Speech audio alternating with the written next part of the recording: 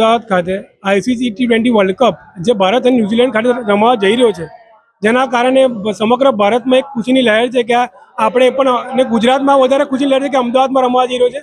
એના લીધે આજે અમે ભગવાનને પ્રાર્થના કરીએ છીએ હવન યજ્ઞ કરીને કે ભગવાન ભારતીય ખેલાડીને એક શક્તિ આપે, ઉર્જા આપે અને ભારતીય ખેલાડી ખૂબ જ સારા માર્જિનથી જીતે એ ભગવાનને પ્રાર્થના કરી છે. એના માટે અમે આજે 1008 આહુતિ આપી છે, જેમાં જવ, તલ, લીલા મરચા અને છાણાનો ઉપયોગ કરીને, ઘીનો ઉપયોગ કરીને ભગવાનને આહુતિ આપીને રીઝવવાનો પ્રયત્ન કરીએ છીએ કે ભારતીય ખેલાડીને એક નવું ચેતના આપે અને ભારતીય ખેલાડી ખૂબ જ સારા માર્જિન જીતે અને સમગ્ર ભારત એનો આજે ઉત્સવ મનાવે એ ભગવાનને પ્રાર્થના કરી છે.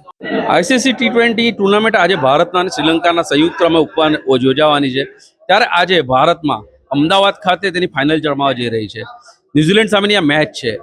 ન્યુઝીલેન્ડે ગઈ મેચમાં સારું પરફોર્મન્સ આપ્યું છે, પણ ભારતે સંપૂર્ણ સિરીઝમાં એક સારું પરફોર્મન્સ આપીને સાબિત કર્યું છે કે તે વર્લ્ડ કપનો દાવેદાર છે. પરંતુ આજે અમદાવાદમાં જે મેચ રમવા જઈ રહી છે તે એક જ માત્ર એવી મેચ છે જે આઈસીસી T20માં ભારત હાર્યું હતું, પરંતુ એ પરિણામ રિપીટ ન થાય તે માટે 11 જાન્યુઆરી 2026ના દિવસે વડોદરામાં કોટંબી ખાતે જે મેચ થઈ હતી તેમાં ન્યુઝીલેન્ડે આપણે ભવ્ય પરાજય આપ્યો હતો.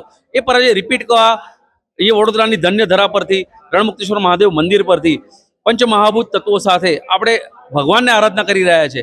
કારણ દરેક લોકોની ઈચ્છા છે કે ભારત જીતે. પોતે બુમરાહ બનીને, પોતે હાર્દિક પંડ્યા બનીને, પોતે અક્ષર પટેલ બનીને, પોતે સૂર્યકુમાર યાદવ બનીને આજે સાંજે ટીવીની સામે બેસવાના છે કે મેચ જોવા જવાના છે. ત્યારે પોતાના મનમાં એક જ લાલસા, એક જ ઈચ્છા છે કે ભારત સાર્વભૌમત્વ સ્થાપિત થાય.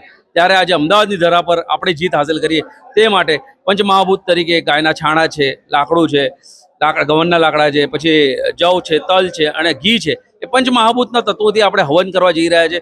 ભગવાનને આપણે એક આશીર્વાદ માગી રહ્યા છે. ભગવાનના આશીર્વાદ આપણી જોડે હશે તો વર્લ્ડ કપ આપણાને ઉચકવાથી કોઈ નહીં રોકી શકે. તેની માટે હવનનું આયોજન કરવામાં આવ્યું.